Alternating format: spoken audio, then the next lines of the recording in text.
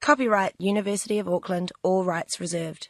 The content and delivery of lectures in this course are protected by copyright.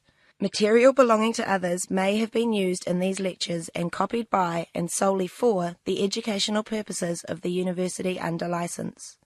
You may record the lectures for the purposes of private study or research, but you may not sell, alter, or further reproduce or distribute any part of these lectures to any other person.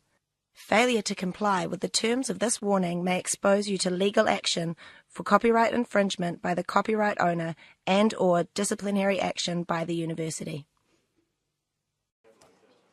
Good morning, class. It's 9:05, so it's time to start. Thank you all for being here on time. I really appreciate it because we are the first time in this room, and I know sometimes it's not very easy to find. But today we are very lucky to be here. It's one of the most beautiful rooms where I teach.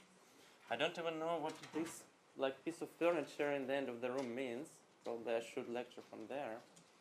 But okay. I think it was a mood from before. I think it was a mood from before. That's why it's left over there. Oh, could be. Okay. So let us start anyways. So before we proceed to the main topic of today's lecture, I want to remind you some administrative things related to the course organization. So if you remember, in the previous lecture I introduced you to Canvas, but I hope you anyway know what it is.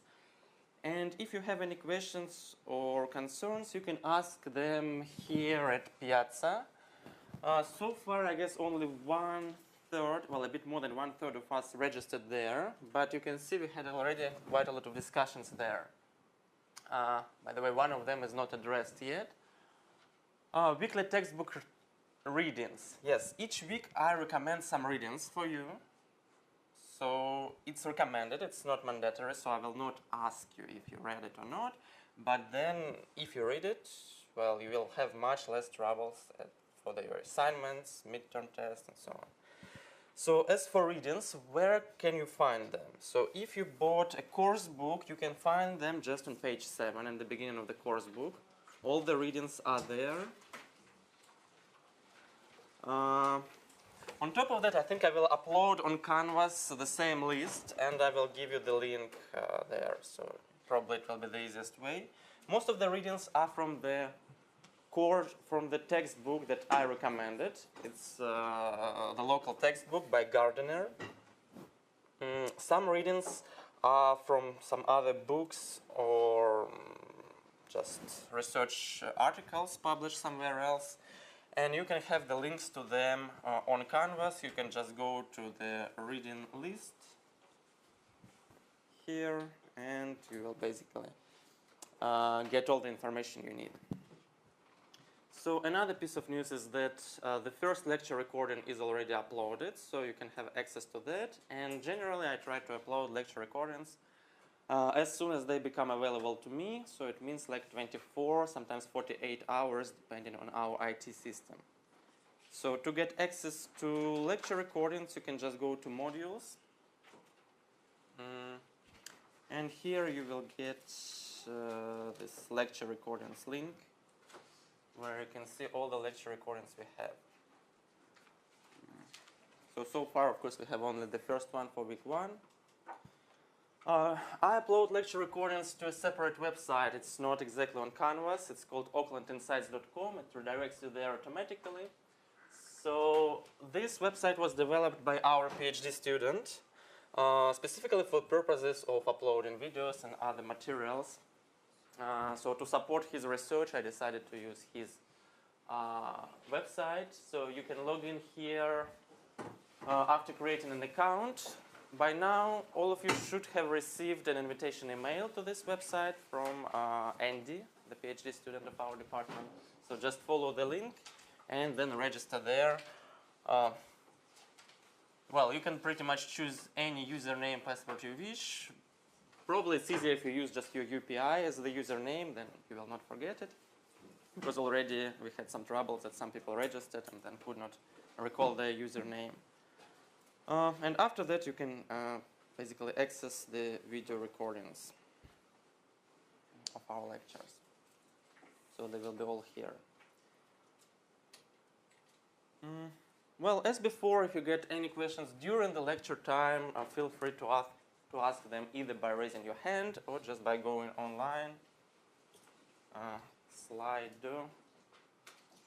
0255. So if I don't have time to answer your queries during the lecture, I answer them later on Piazza. So you can see some of the answers already posted there. Okay, so probably that's it.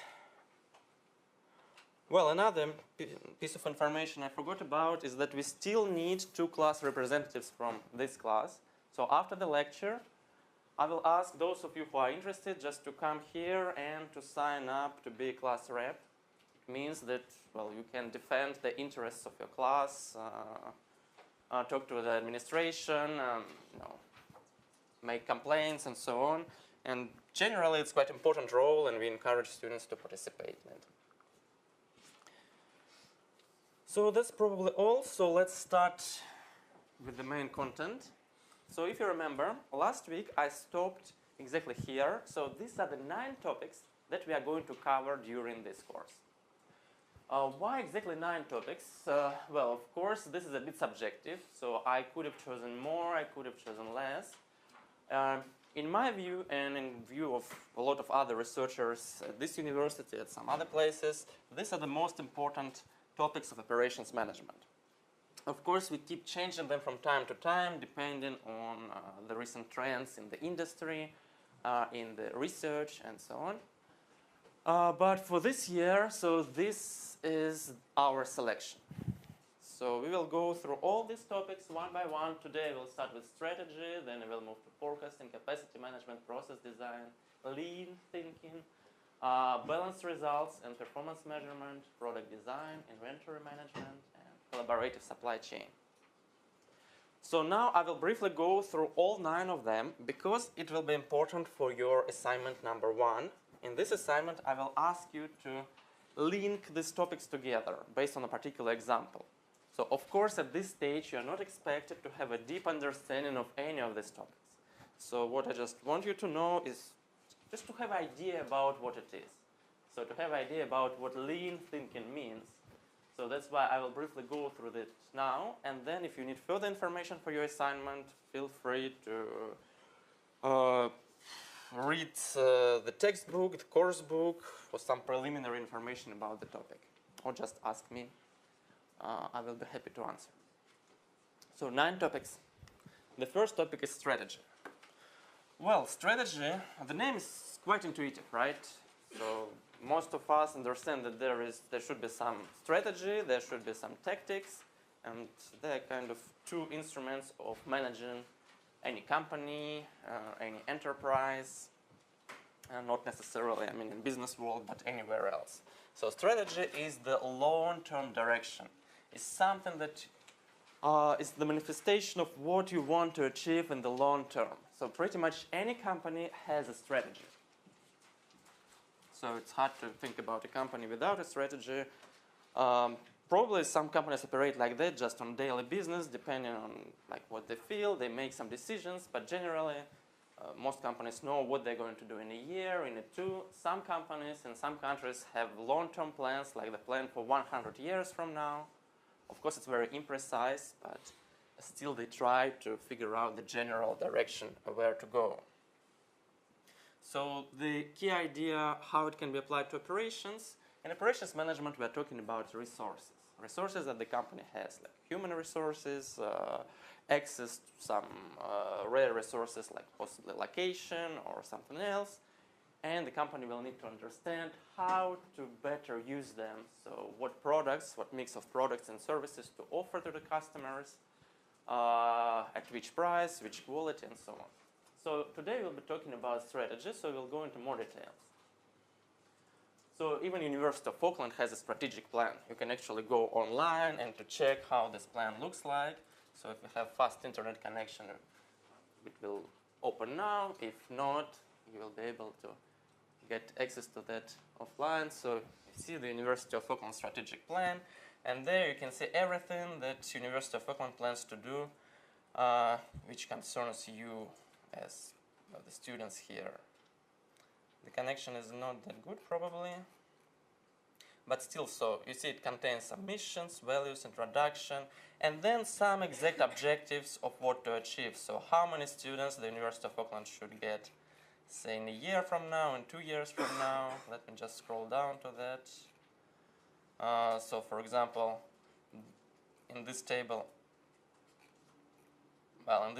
you can see the master's program in 2011 and then the plan for 2020. So how many more taught masters the university plans to attract, research masters, and so on. So the same plan you can get for undergraduate program, for the combination, for the portfolio of the university. So here on this slide you can see that undergraduate program in, like 4 years ago, 6 years ago actually, 5 years ago, yeah, was 71% of all programs in terms of student numbers, domestic student numbers, and they project that this figure will go down to 65, so there will be more international students coming and more students who want to do their master's degree, because nowadays more and more people they tend to get higher degrees, and so the competition gets higher and more people decide to continue to their master's degree after getting the bachelor.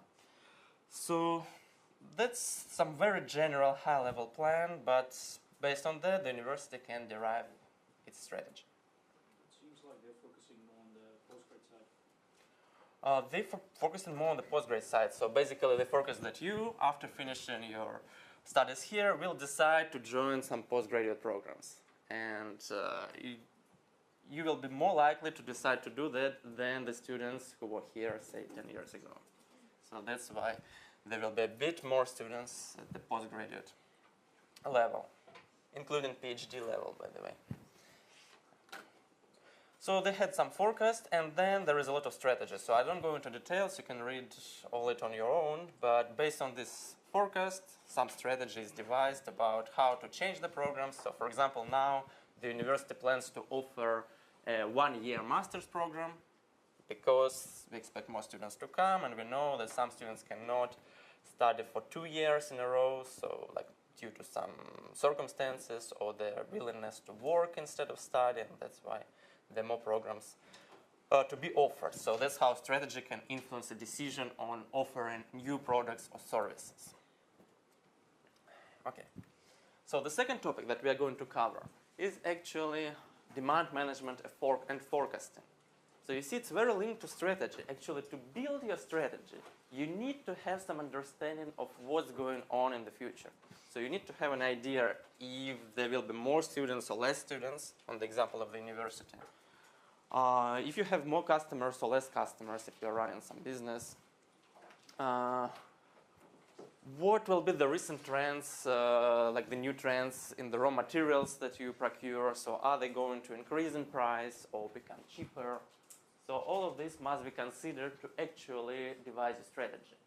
And then there is another direction. So the strategy may have an effect on the demand management and forecasting that you make. So forecasting is basically trying to predict how your demand or some other indicator will look like in the future, say tomorrow, next month, or in a year from now.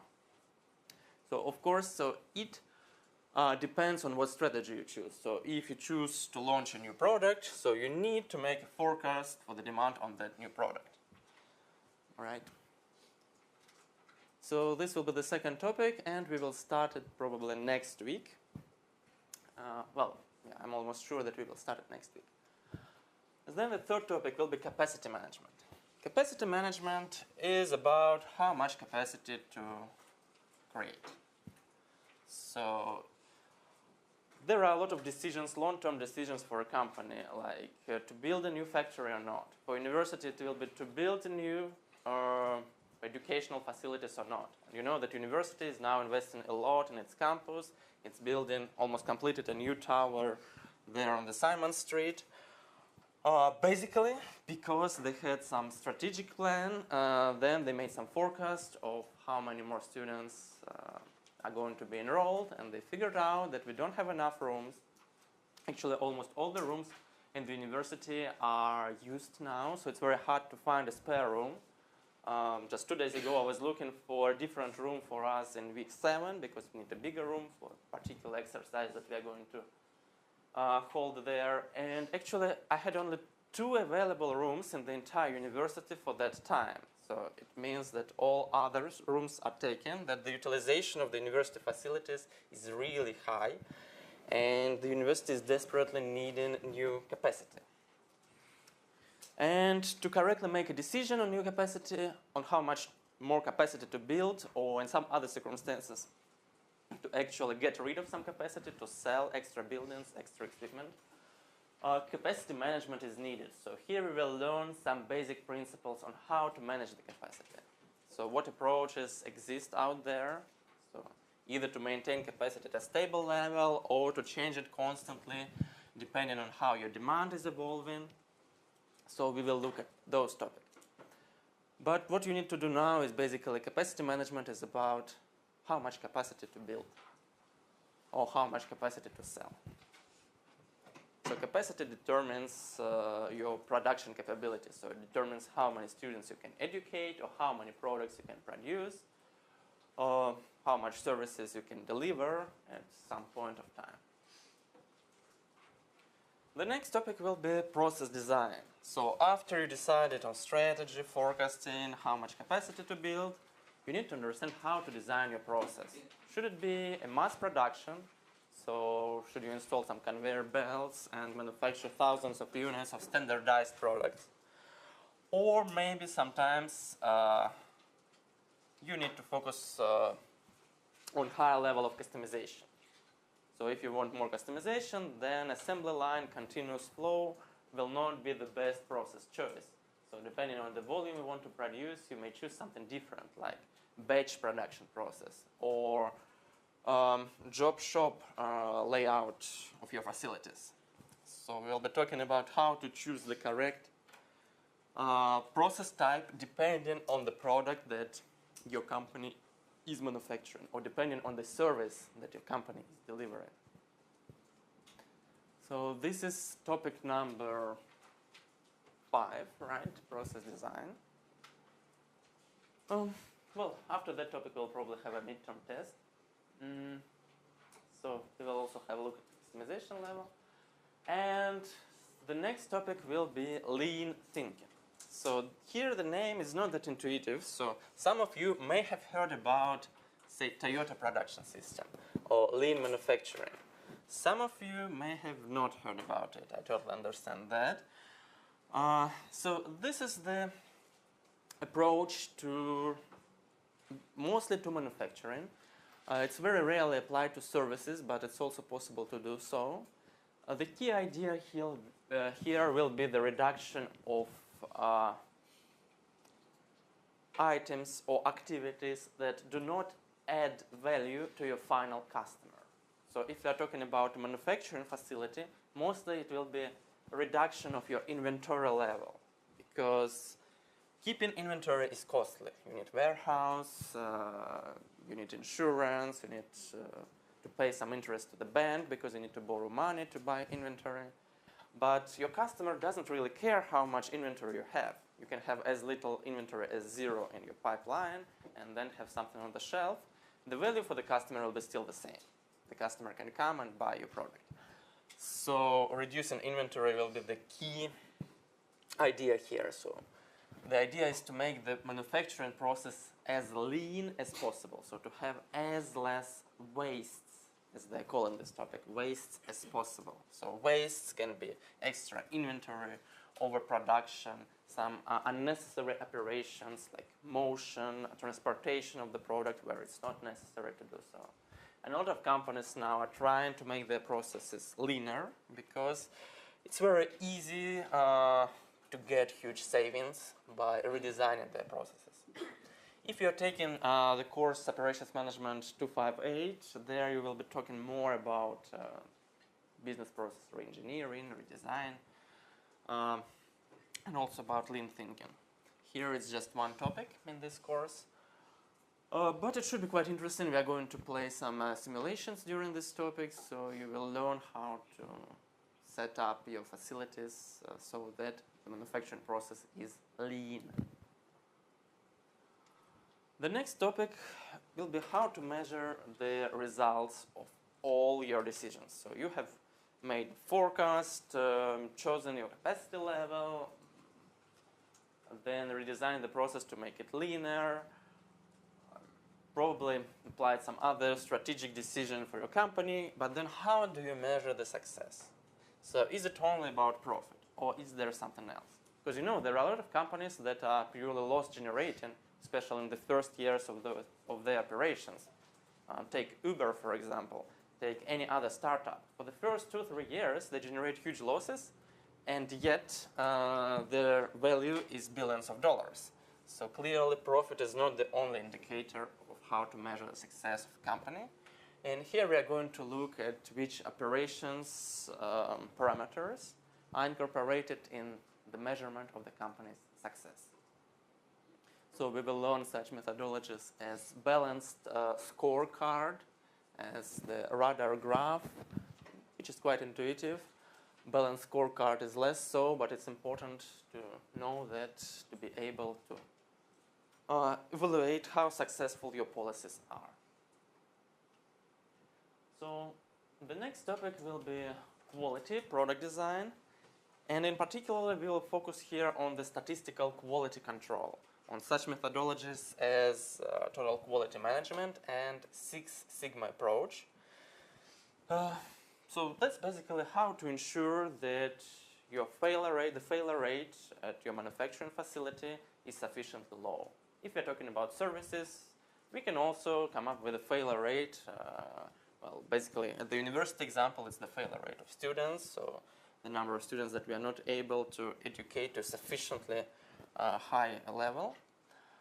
And in this topic, we are going to talk about how to measure all these indicators, which actions we need to take to improve the quality. Well, and we'll talk about a lot of related stuff.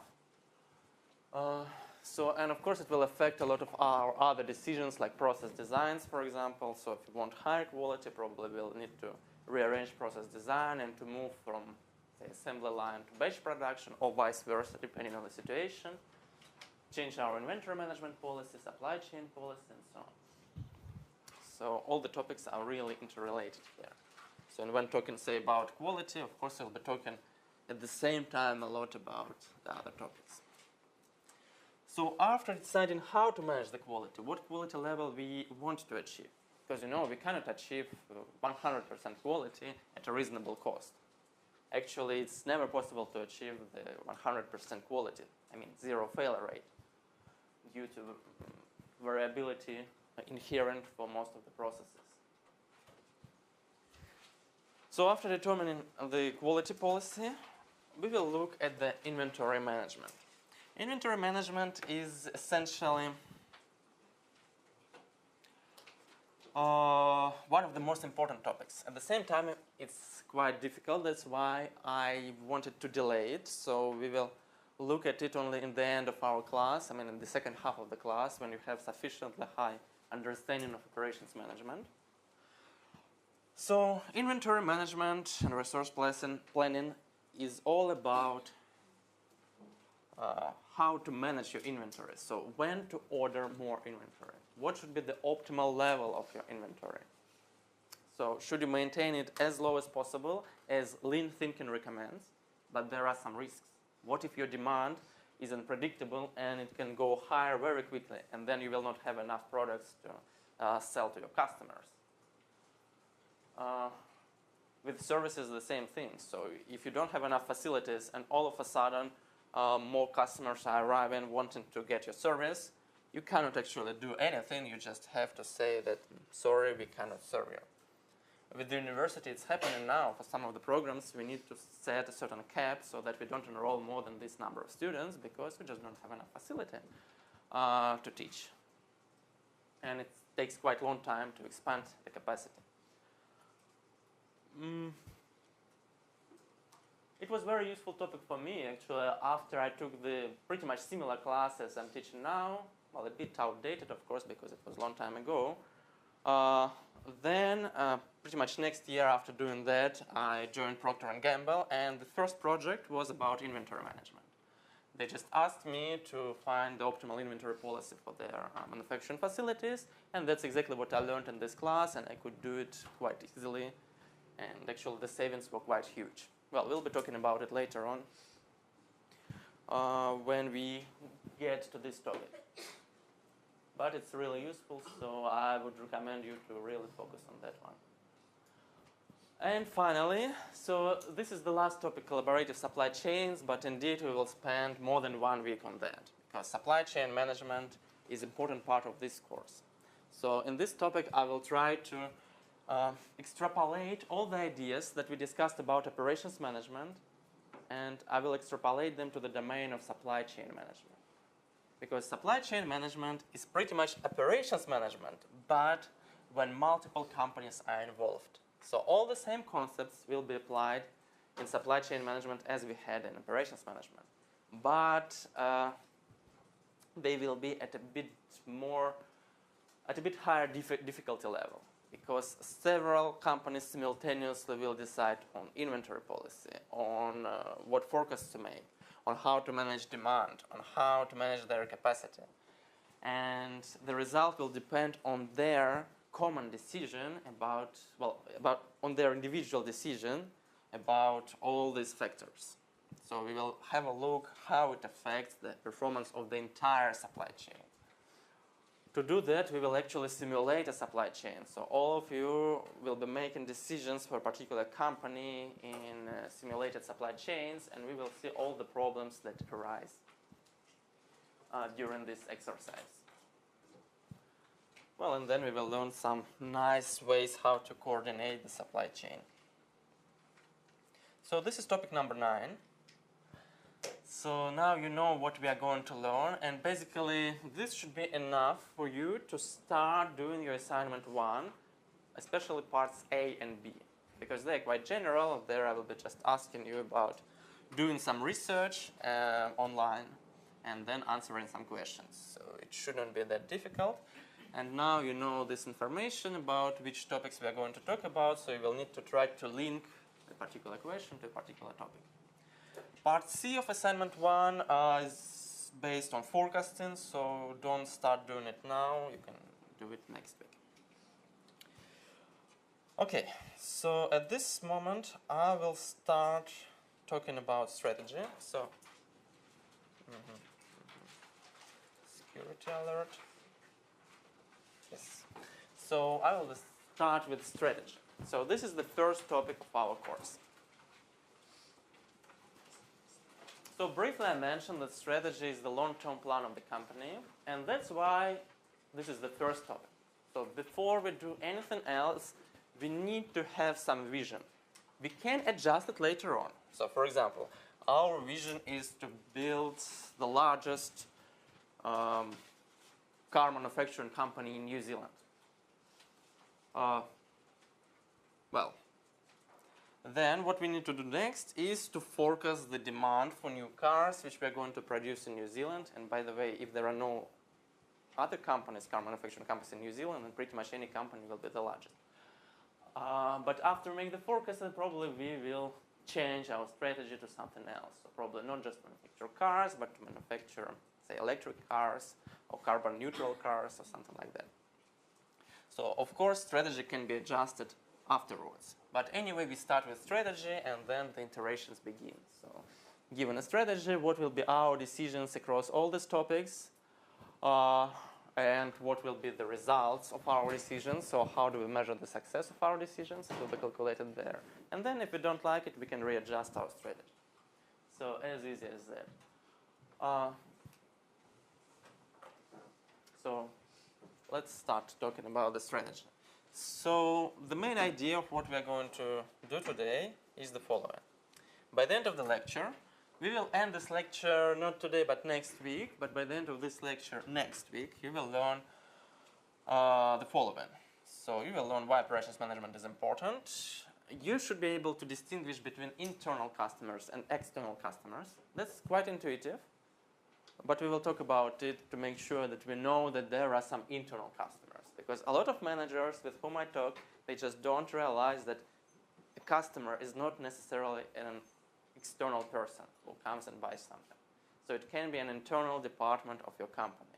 So if you are, say, in accounting department of the company, then your customers will be actually the operations department of the company, the CEO of the company, who are actually working in the same company, and it's important to realize that they are the customers. Then we will talk about some strategic terms, core competence and competitive advantage. And we will try to apply it to operations management. Competitive capabilities or priorities, these are the terms which are related mostly to operations management strategy. So we will talk about which competitive capabilities we can develop and how to choose which ones to develop. Well, we will talk about it in a lot of details, like we will define some such capabilities as quality, flexibility, and so on. So we will learn different capabilities. And the important concept of operations management is the difference between order qualifiers and order winners. About the capabilities that are order qualifiers and order winners. So most likely we will do next week. And then in the end we'll be talking about trade-offs. So it's impossible to develop all competitive capabilities at the same time. So you will see why it is the case, but well, pretty much you should understand that you cannot get cheap product with extremely high quality, because if you invest a lot in quality, probably you need to increase the price to get a payoff on your investments. Well, and finally, yes, the definition of operation strategy, that's quite clear.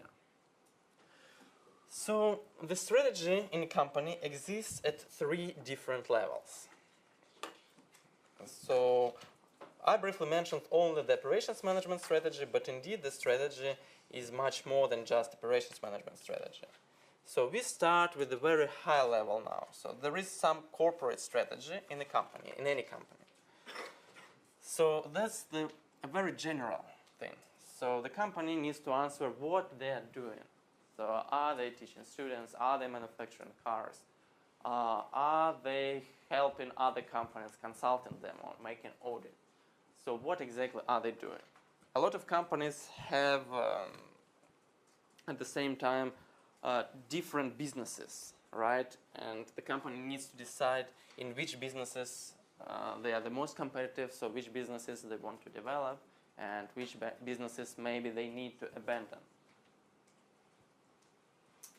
Because say in your assignment you have the Mars Incorporated, this famous chocolate manufacturer, but indeed if you check what Mars is doing, you will find that they're not manufacturing only Mars, Snickers and other chocolate bars. They're manufacturing lots of other stuff like pet food, like devices to check in, to count in money. So they're manufacturing lots of different stuff, even though the brand is mostly well known for one particular business. So corporate strategy is about that. Which businesses to develop, where to invest, where to divest, either to launch new products or not, either to merge with some other companies or not to merge, and so on. This is corporate strategy. So very general level of strategy, just defining what exactly we are doing. The next level of strategy will be business strategy. So in a particular business, so in business of teaching students, in business of manufacturing furniture, or manufacturing chocolate bars, anything. So in this business, what is the company going to do? What should be its competitive priorities or capabilities? So we will talk about the possible choices for competitive capabilities and priorities in a moment. But this level of decision is typically at the business strategy level, so the second level of strategy. Order qualifiers, order winners. So at this moment you don't know what it is actually. So we'll talk about it, but that's the business strategy. And finally, the operation strategy is the third level of strategy. So after the decision is made about our competitive capabilities, so we need to understand, we need to answer lots of other questions, like how to organize the supply of resources to manufacture the products that we decided to manufacture. That's supply chain management, and that's an operation strategy. Then how to configure the company's infrastructure, meaning that what should be the capacity level, what should be the inventory policy of the company, what should be the process layout. This is all the questions that we need to answer in operation strategy. And to do that, we will learn lots of concepts during this course. So 3 levels of strategy, starting from corporate, choosing the business, then after the business is chosen, choosing the competitive capabilities, and after that chosen, we are choosing how to achieve those competitive capabilities. So basically, these are the 3 levels, the 3 steps of doing operations management. So let's have a look at this diagram. So here we have 4 different categories. We start from here. So any company will start from defining their core competence. So if you are from marketing major, or you took some marketing classes or some strategic management classes maybe, so you should have probably looked at this diagram already. So we start always from core competences. So any company, actually any person, any enterprise can start defining their strategy in this manner. So let's start with core competence. What is core competence? Core competence is what we are good at. So initially there is some company, assume already existent, and they should have some core competences due to their history, due to their location. So for example, Mars chocolate company, they're good at manufacturing chocolate bars because they have a lot of experience in doing that. After we understand what a company is good at, the next stage is to understand the competitive advantage. Competitive advantage is something that will give you a competitive edge, basically. So it's something that makes you better than anyone else.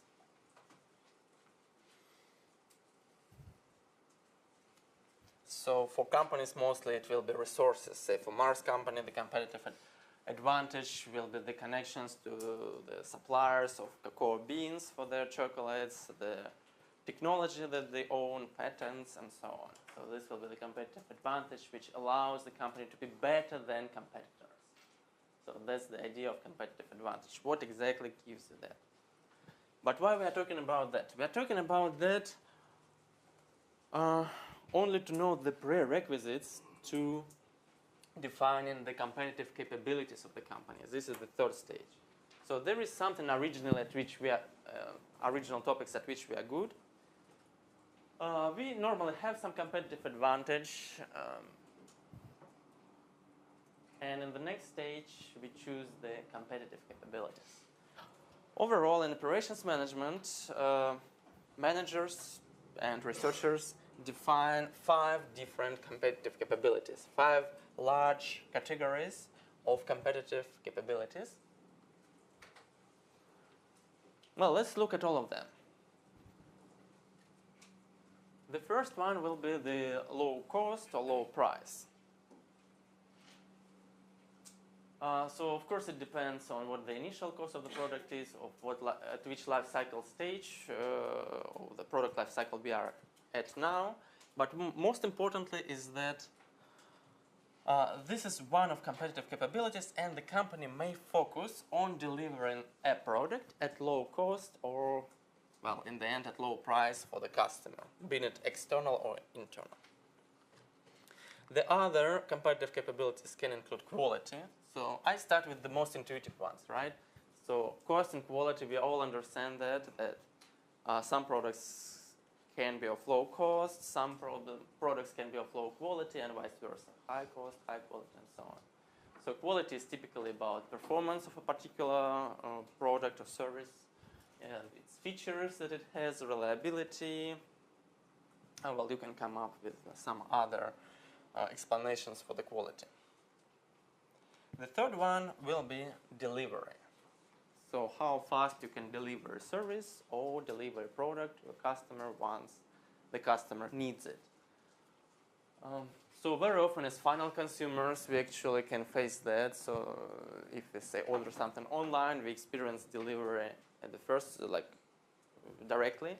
Sometimes it's indirectly that the delivery is the main issue for, say, retailers who buy products from the suppliers, sometimes overseas, and the delivery time is really important to making the decision. So the fourth competitive capability, possible competitive capability that the company may need to develop is called flexibility. So flexibility is how much the product is customized. So basically, does it satisfy a particular need of a customer, or it's a very generic product that different customers can buy? And for some, it will have probably larger value, inherent value. For others, it will have a lower inherent value, and so on. So, of course, the more customized the product, the better. Because if you customize the product for every customer, then every customer will get a higher value from that product. Unfortunately, it's kind of expensive. That's why it's impossible to get as high level of flexibility as possible.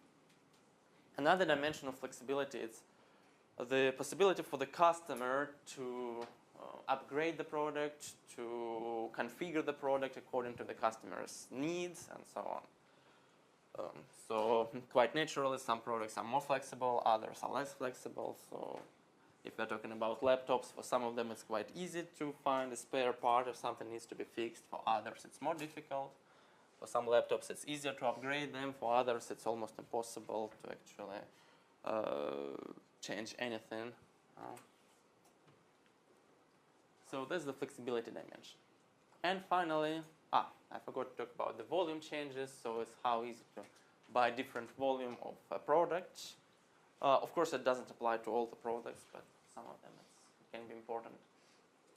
Especially for B2B customers, which are really concerned about buying different quantity of the product and possibly getting some quantity discounts as well. So, and the fifth dimension is the service. So service, competitive capability of service includes, of course, the buying experience and even more importantly, the post-sales service, so the warranty, the possibility to exchange the product if something goes wrong, the duration of this warranty period, well, and so on.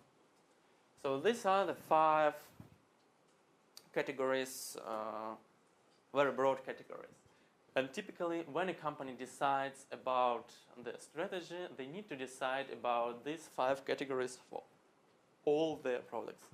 So they need to decide about the price level, the quality level, the delivery speed, the flexibility of a product, and the service quality information. Just to pose a question. With regards to this chart that we have, it seems more applicable to the manufacturing sector. Well, yeah, it's easier to apply to the manufacturing sector, but it's also possible to do it to service sector. Say, take hospital, for example. So you know that at different hospitals, the prices can be different. Well, it depends on the country. Sometimes it's regulated, but generally speaking, some hospitals can be more expensive, others less expensive. Right? And why does it happen? Because they choose the competitive capability, either low cost or they don't choose low cost as a competitive capability. But then more expensive hospitals probably chose something else as their competitive capability. For example, it could be a wider range of services that they deliver. It will be flexibility. So they can treat you from multiple diseases or What about do more. service of the service industry? Service us, just directly service of the service industry. Okay, so here it will be mostly about buying experience. So, you know, in a hospital it can be either a large room with TV, with king-size bed and so on, or it can be a small room which you share with several other patients. So this will be more a buying experience for service industry. So in case of university, in some universities you can be located in this kind of old, very nice rooms, and other universities probably it will be a bit different experience of education. So I would say that pretty much for any industry you can find some buying experience. After sales service, yes, it's mostly about manufacturing because, well, actually for services you can also talk about that. So after, say, you visit your GP, a GP can either forget about you or they can call you asking about, so did the medication actually help or not, and so on. So that's after sales service. In the university, the same thing. So the university can either forget about you after you graduate or keep asking you about, did you find a job? How do you like the job? Do you need help for our career services? And so on. But this only happens if a company chooses service as their competitive capability. So as you will see later on, it's impossible to choose all of them at once as the competitive capabilities because quite naturally, all of them require certain investments. And it's impossible, well, it's technically possible to invest in all of them, but then it will mean basically that you didn't choose any as your competitive capability and you have a product of say medium cost, medium quality, medium delivery speed, and so on. So everything will be somehow in the middle, and well, it just depends on the market. Sometimes these products are successful, sometimes are less so, but as the research and just observations of the companies show, typically more successful companies are those that choose at least some of these 5 categories as their competitive capabilities and invest more in them. It's just more efficient. Because different products can be at different stage of their life cycle. Some products can be quite new. For example,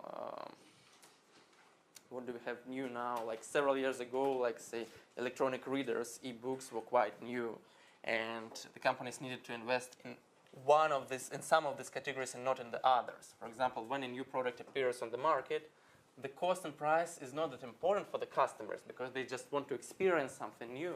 And that's why it's important that you deliver a product with potentially some flexibility as something new that to what the customers typically have. Probably you need to invest a lot in delivery speed because the customers want to get it as fast as possible. But then later on in the product life cycle, so when the type of product is not that new anymore, then the customers become more and more conscious about low cost and prices. And new products will probably, new companies should choose probably this as their competitive capability. I think yesterday or 2 days ago there was this short piece of news, probably on TV3 or somewhere else, that some local New Zealand company developed a 3D glasses made from just carton box. Because this way they cost only $25 instead of regular price of say $150. It's just this device for virtual reality? For virtual reality, just 3D reality, where you put your smartphone in the end of this box and then you can just rotate your head and you see that everything is changing in front of you. So that's what they did. So originally, when virtual reality devices only appeared on the market, customers didn't care about the cost. They were ready to pay $150 or more just to try that. But now, when it's not that new companies appear and they choose low cost as their competitive capability because just they know that customers now don't really want to buy it as fast as possible, that the product is not as exciting anymore, and probably focusing on low cost and price will attract more customers nowadays. So what's important is that there are these 5 categories. The companies will focus on some of them, and how to focus, well, we'll talk about it later, but basically the company needs to decide which of these competitive capabilities can be order winners and which one of them will be only merely order qualifiers.